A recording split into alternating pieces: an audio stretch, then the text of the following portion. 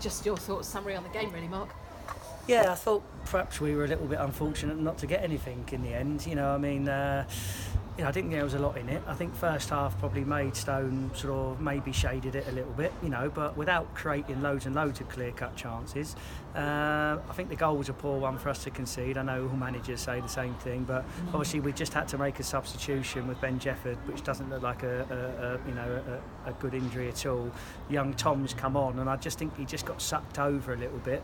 Switch of play, and then I think maybe Adoka's got to maybe go and clean that out and deal with that, and it's sort of like a half tackle and it's gone in our net. And I think we were always still in the game at 1-0, but I thought second half we gave a pretty good performance really, and I think if there was one team that looked like they were going to score, it was us. When we got into a lot of good positions and a lot of good areas, I think maybe our final ball at times was lacking a little bit today. We didn't quite get the shots off with the right sort of technique and the right quality, but I couldn't really fault our effort and the way we went about it. I sort of tried in the last 10-15 minutes just to go with a back three and just sort of shove Kunle to try and get somebody a bit closer to Cabby.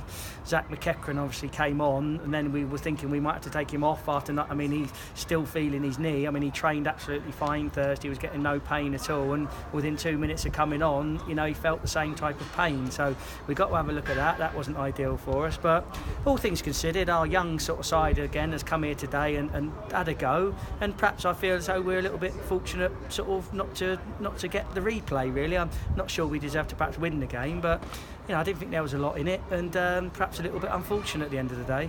And what is the situation with Zach? Why didn't he come off in the end? Because there was a bit of a discussion over that. Well, we've obviously had he's had an MRI scan which shows no sort of structural damage, so your knee is is sound. And as I say, we put him through quite a rigorous training session on Thursday, and we were given the green light.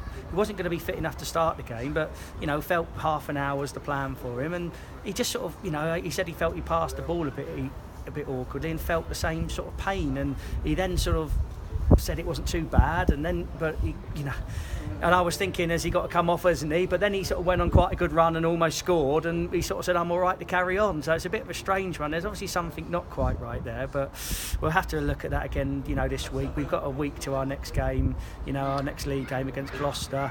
Ben Jefford's one doesn't look good. I wouldn't be surprised if he's out for the remainder of the season. He said he really felt something click in his ankle there. He's gone off to hospital. So, yeah, it's those little things, aren't quite going for us at the moment. Hopefully, obviously next week we should have Kyron back and Jack Self available as well. So there's a couple of players there, but I know I kept saying it the last couple of weeks. I do still think we need to try and get a couple of players in to help these lads. I really do think that if we want to sort of, try and have a push for those playoff places. So we'll have to see on our injuries. Ben Jefford doesn't look good, and we'll have to keep assessing Zach. And how realistic is it about getting players in? Well, we had one lad lined up actually from a league club, a wide player. Unfortunately, that seems to have sort of broken down now. I think the club have actually sort of released him from his contract, and he's got one or two other options. So that one we did have lined up is now sort of not going to go for us. We've got a lad called Ryan Case who's been training with us the last week, who played for Bath City last year. He's like a utility player that can play in a few different positions. So we've got that option, but maybe, again, I do think we still probably need one or two. I'll work hard. We've got some good contacts within the, within the pro game. I think we're looking at a lone player, but I think we might need, in my opinion, I think we probably need to try and bring somebody in at the top of the pitch, maybe another wide player, and we'll have a look maybe at somebody else who can play in one or two different positions. And how much of a threat is there for players going out? People like Cabby Shamanga, what's the situation there? Okay, well, we have had some interest in him, as you would expect. 23 goals, so far.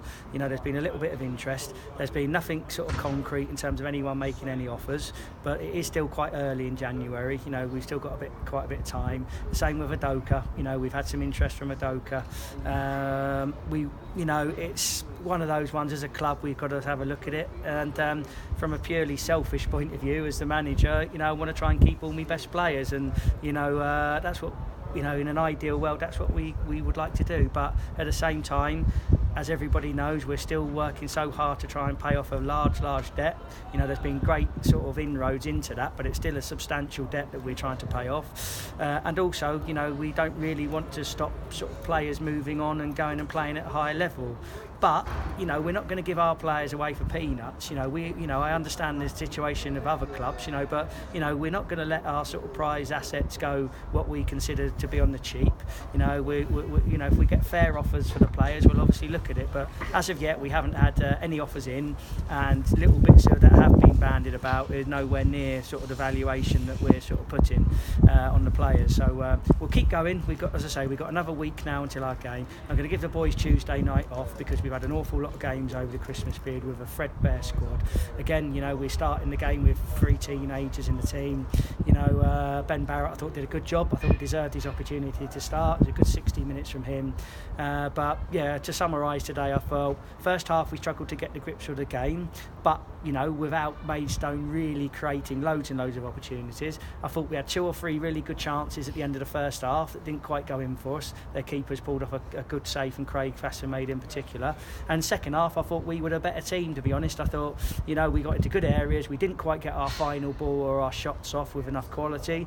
And in the end, have just come on the end off the wrong end of a tight 1-0. But I can't criticise the players overall, you know, I don't think. Brilliant. Thanks very much, Mark.